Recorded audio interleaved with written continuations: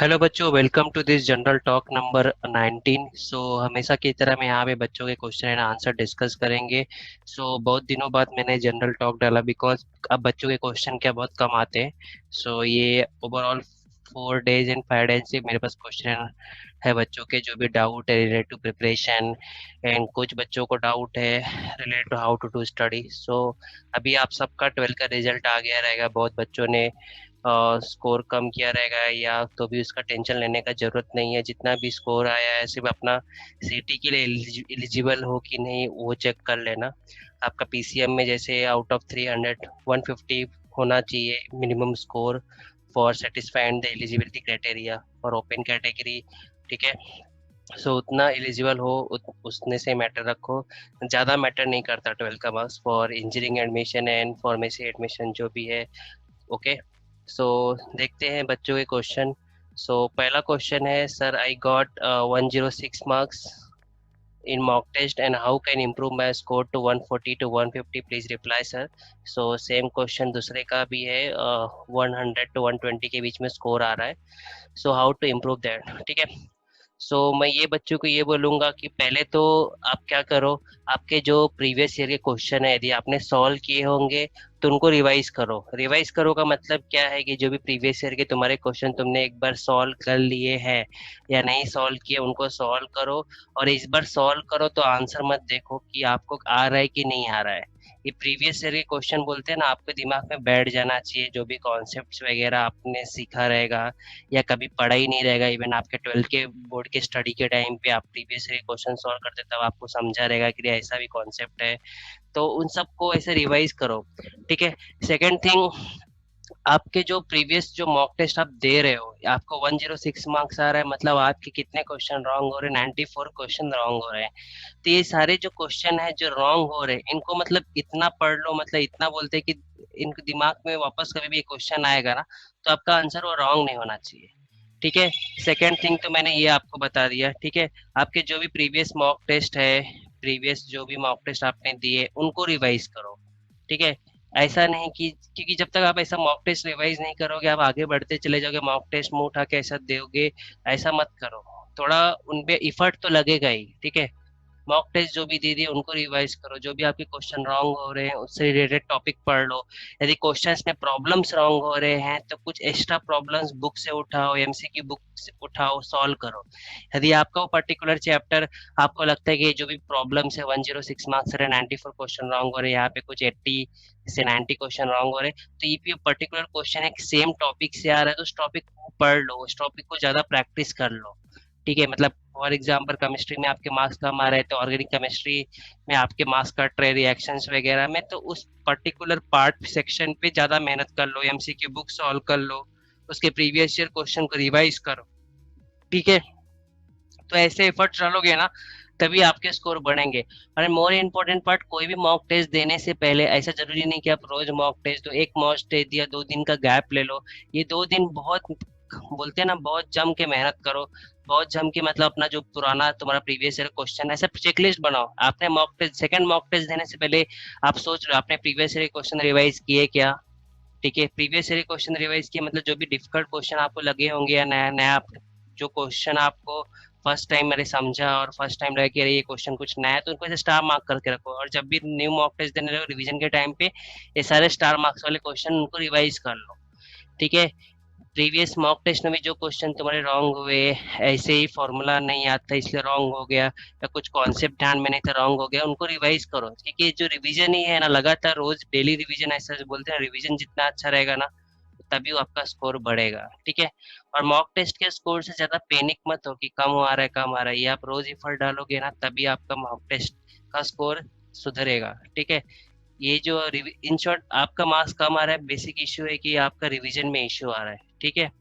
उस पे ध्यान दो। और मैंने जैसे बोला कि आपका जो डेली जो पीसीएम सब्जेक्ट है और पीसीबी सब्जेक्ट है इनका ये डेली रिवीजन होना चाहिए। रिवीजन होना चाहिए मतलब कुछ फॉर्मूले वगैरह है, डायमेंशन फॉर्मूले फिजिक्स के हो गए, केमिस्ट्री में रिएक्शंस हो गई हैं।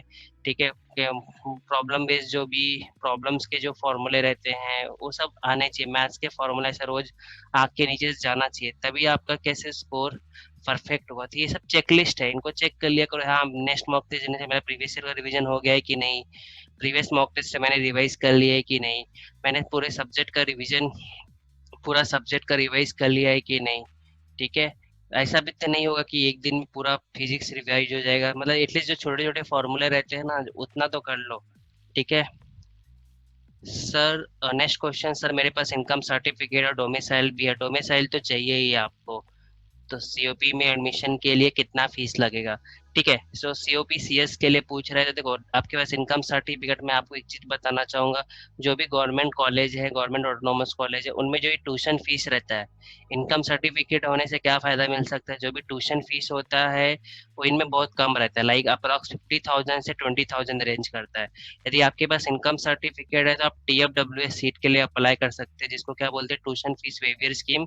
इसमें ट्यूशन फीस माफ हो जाता है, जितने भी आपके गवर्नमेंट कॉलेज है इनमें ट्यूशन फीस बहुत कम रहती है, 50,000 से 20,000, तो इतना माफ हो जाएगा। तो ओवरऑल मैं बोल सकता हूँ कि सीओपी का फीस तुम्हारा 70,000 है और 60 to 70,000 है, तो इसमें इतना फीस कम होके आप एडमिशन ले सकते हो। बाकी जो प्राइवेट कॉलेजेस रहते हैं उनमें जो रहता है ना, बोलते हैं ना, ये इनकम ट्यूशन फीस बहुत ज्यादा रहता है, मतलब उनका 1 लाख फिक्स रहेगा तो उसमें 90,000 ट्यूशन फीस रहेगा, तो ये इतना पूरा माफ होने पे यहाँ पे 10,000 एडमिशन फीस लगता है। ठीक है, तो ये जो इनकम सर्टिफिकेट का ज्यादा फायदा नहीं है गवर्नमेंट कॉलेज में, क्योंकि वहाँ पे ट्यूशन फीस बहुत कम रहती है, क्योंकि वहाँ पे ट्यूशन फीस जो रहती है गवर्नमेंट पे करती है। ठीक है, तो बहुत कम ट्यूशन फीस लगती है। ठीक है, और इनकम सर्टिफिकेट यदि आपका फैमिली इनकम 1 लाख से कम है, अगर आप ईवीएस में आते हो, इकोनॉमी बैकवर्ड क्लास और इकोनॉमिक वीकर सेक्शन बोलते हैं उसको, उसमें आते हो, देन आपको कुछ बेनिफिट्स मिल सकता है, पूरा फीस बेनिफिट मिल सकता है, सिर्फ आपको कुछ 10,000 जो भी रहेगा लाइब्रेरी फीस उतना ही भरना पड़ जाता है। बट आपका ट्यूशन फीस आपका इनकम जो है, फैमिली इनकम 1 लाख से ज़्यादा है, देन आपको ट्यूशन फीस ही माफ होगा, वो भी TFWS सीट में अप्लाई मिलेगी तब, अदरवाइज आपको ओपन में ही। और TFWS सीट आपको हर ब्रांच में तीन मिनिमम 3 सीट होती है और मैक्सिमम सीट 6 होती है। ठीक है, नेक्स्ट क्वेश्चन है सर, मैंने सब बुक्स से मॉक सॉल्व कर लिया, ऑलमोस्ट 3 बुक्स, फिर भी मेरा स्कोर नहीं बढ़ रहा, सो मैं क्या करूं, मेरा स्कोर बढ़ जाए, कॉन्फिडेंस लूज हो रहा है। तो आपको मैं यही रिकमेंड करूंगा, जितने भी आपने मॉक टेस्ट दिए हैं उनको आप क्या करो, रिवाइज करो। ठीक है, सो आपने 3 बुक सॉल्व किए, तो तीनों बुक के जो भी मॉक टेस्ट है आप उनको रिवाइज करो। जो भी क्वेश्चन रॉन्ग हुए हैं, वो क्वेश्चन कौन से चैप्टर से रिलेटेड है, ठीक है, कौन से कॉन्सेप्ट से रिलेटेड है, सब टॉपिक से रिलेटेड, उस सब टॉपिक पे एक्स्ट्रा क्वेश्चन सॉल्व करो और बस इनको ही रिवाइज करो। यदि आप बोल रहे हो आपके 3 बुक्स हो गए हैं, मेरा स्कोर नहीं बढ़ा, तो मॉक टेस्ट को रिवाइज करो और जो भी आपने टेस्ट दिया है उसको वापस टेस्ट दो और आप चेक करो कि आप इस बार कितना आ रहा है आपको। ठीक है, और देखिए, आपका तो मोस्टली आपने इतना बुक सॉल्व कर लिया, तो आपका तो बहुत ज्यादा हो गया प्रैक्टिस, तो ये मॉक टेस्ट जो भी दिए उनको रिवाइज करो और वापस इन मॉक टेस्ट को दो और चेक करो कि अब कितना स्कोर आ रहा है। ठीक है, यदि स्कोर कम आ रहा है तो उस टॉपिक को वापस पढ़ो, वापस ये करो, क्योंकि रिवीजन कैसा रहता है कि हम बच्चों का प्रॉब्लम क्या रहता है, हमको दिमाग में याद नहीं रहता है। हम लोग क्या करते हैं कि हम लोग पढ़ेंगे, फिर सीधा एंजॉय करने के लिए मोबाइल वगैरह देखने लगेंगे, अपना दिमाग थोड़ा ही रहता है, आज एक मूवी देखेंगे, आज इसको बात करेंगे, उसको बात करेंगे, तो ये सबसे क्या दिमाग डाइवर्ट होता है और हमने जो पढ़ा रहता है उतना याद नहीं रहता। सो आप जो भी पढ़ते हो ना, तो उसको रात को सोने से पहले एक बार चेक कर लिया, कोई आज आपने जो भी पढ़ा है आपको याद है कि नहीं याद है, आपने कल जो पढ़ा था वो आपको याद है कि नहीं याद है। ये एक डर बना लो कि आप जो भी पढ़ रहे हो आपको याद है कि नहीं याद है। यदि आपको याद नहीं है, देन आपका पढ़ाई का क्या हो गया, लॉस ही हो गया। ठीक है, आपने आज पढ़ा, फिर वो चीज आपने नेक्स्ट डे रिवाइज नहीं की, देन आपका क्या, लॉस ही हो गया। ठीक है, सिटी में स्कोर तभी अच्छा आता है जब आप डेली रिवाइज करो, आपको चीजें दिमाग में रहती है, याद रहती है। ठीक है, ऐसा है। सर, फिजिक्स में कितने न्यूमेरिकल्स आते हैं? 50 मार्क्स का पेपर रहता है फिजिक्स का, आप पकड़ के चलो मिनिमम 30 मार्क्स का तो न्यूमेरिकल आता है, मैं 30 मार्क्स मिनिमम बोल रहा हूँ, मोस्टली 32 35 तक न्यूमेरिकल्स होते ही है फिजिक्स के पेपर में। ठीक है, और थियरी क्वेश्चन बहुत कम रहते हैं, मोस्टली क्वेश्चंस रहेंगे फॉर्मूला अरेंजमेंट पे रहेगा। ठीक है, नेक्स्ट क्वेश्चन देखते हैं। Sir please guide how to prepare for MST CT in 5 months.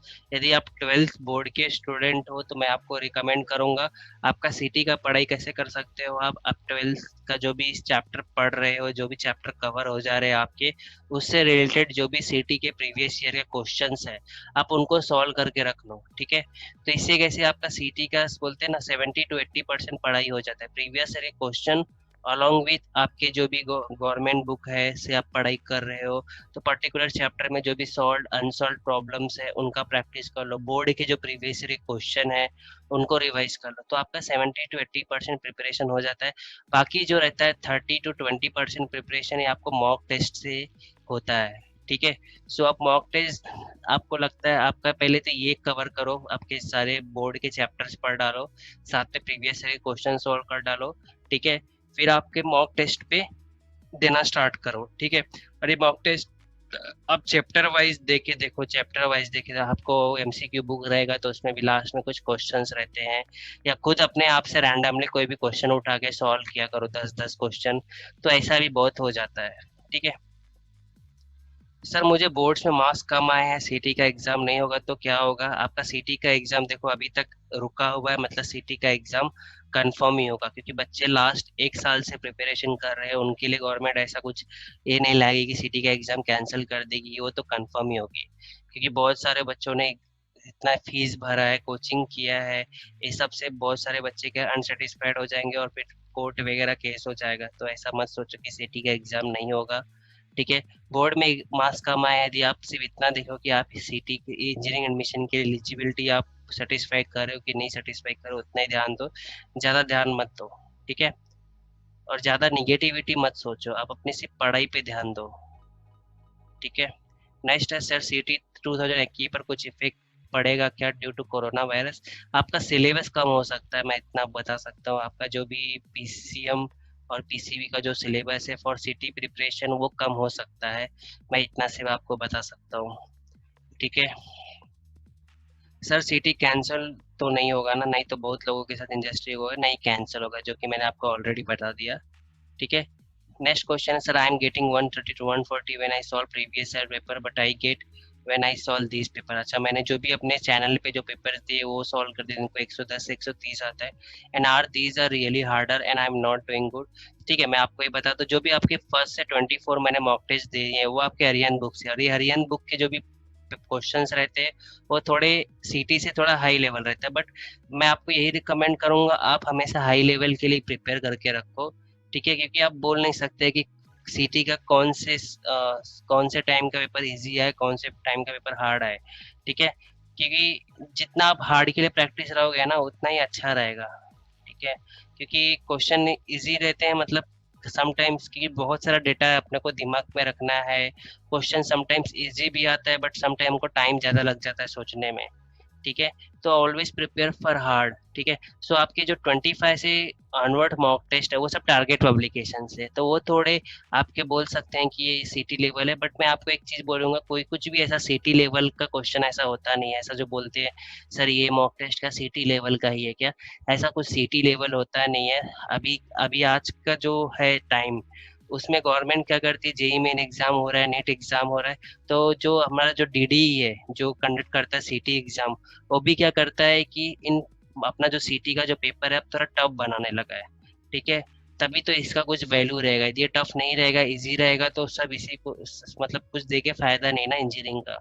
इसलिए डीडी जो पेपर कंडक्ट करता है एमएसटी सिटी, इसने भी स्टार्ट कर दिया है इस पेपर को थोड़ा टफ रखने के लिए, मतलब जेई मेन का आप बोल सकते हो ये 70 to 80% जो 12 का पार्ट है जेई मेन के बरोबर लेके आता है, ठीक है। सो ऐसा आप हार्ड के लिए ही कंसिडर करके प्रिपेयर करो, यदि आपके स्कोर कम हो रहे तो ज़्यादा उसको पैनिक मत हो, उस क्वेश्चन को देखो, और क्वेश्चन में नया फॉर्मूला मिलता है आपको, कुछ नया प्रॉब्लम्स समझ में आता है तो उसको सॉल्व, उसको ध्यान में रख लो, ठीक है, और आगे बढ़ो, ठीक है। और ये जो भी मास क्वेश्चन रॉन्ग हो रहे हैं उनको न्यू मॉक टेस्ट देने से पहले रिवाइज कर लो, ठीक है। ज़्यादा पैनिक मत हो, कम स्कोर आ रहा है, ठीक है।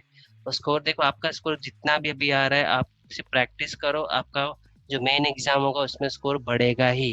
130 यदि आप 100 के ऊपर स्कोर कर रहे हो देन आप जरूर मेन एग्जाम में 150 तक ला सकते हो, बट ये है कि अपना प्रिपरेशन कंटिन्यू रखो, बेवजह ऐसा निराश मत हो कि ये कम आ रहा है स्कोर, ठीक है। जो जितना भी मार्क्स आपके कट रहे उनको रिवाइज करो। न्यू मॉक टेस्ट देने से पहले प्रीवियस सारे मॉक टेस्ट को रिवाइज कर डालो। प्रीवियस ईयर क्वेश्चन सॉल्व कर लिए तो उनको वापस सॉल्व करो। देखो कितना आपके दिमाग में याद रह रहा है, ये दिमाग में है कि नहीं, ये चेक किया करो हर बार अपने आप को। ठीक है, यदि दिमाग में नहीं रहेगा तो देन इशू हो जाएगा वो। ठीक है। सो इस तरह मैंने सारे क्वेश्चन एंड आंसर जो भी लास्ट 4-5 दिन के वो मैंने कवर किए। यदि आपको कुछ भी क्वेश्चन रहेगा तो आप कमेंट किया करो। ठीक है, कि क्वेश्चन बहुत कम आते हैं इसलिए मैं जल्दी वीडियो नहीं बनाता। ठीक है। सो क्वेश्चन जो भी रहेगा तो इस वीडियो के कमेंट में करना। ठीक है। हम नेक्स्ट वीडियो में उस प्रॉब्लम को डिस्कस कर लेंगे। ठीक है। So thank you for this video.